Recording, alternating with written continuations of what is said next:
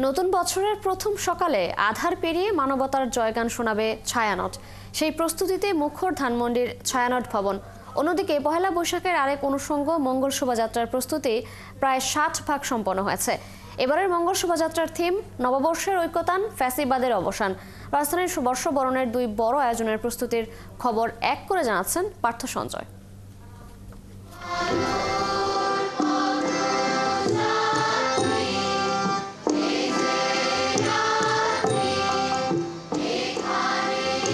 তবু হাল ধরো, তব ছিন্ন পালে জয় পতাকা তুলে ছায়ানট সাজিয়েছে রমনার ছায়াতলে নতুন প্রভাতের আয়োজন।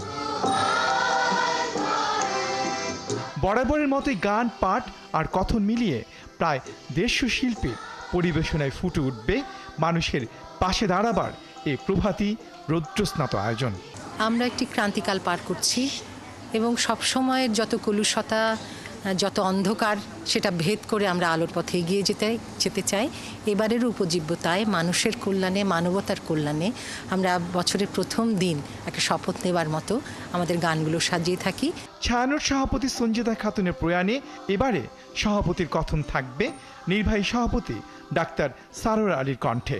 অশুভের বিরুদ্ধে শুভবাদী মানুষেরা মুখর করে রাখবে এবারের আয়োজন।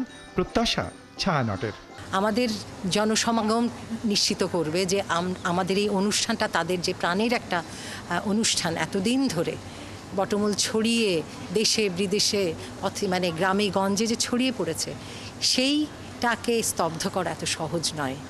মুখরতায় চঞ্চল ঢাকা বিশ্ববিদ্যালয় চারুকলা অনুষদ। মঙ্গল শোভাযাত্রার নেতৃত্বে থাকবে যে শিল্পকর্মগুলো, তার অবয়ব প্রায় 60% তৈরি।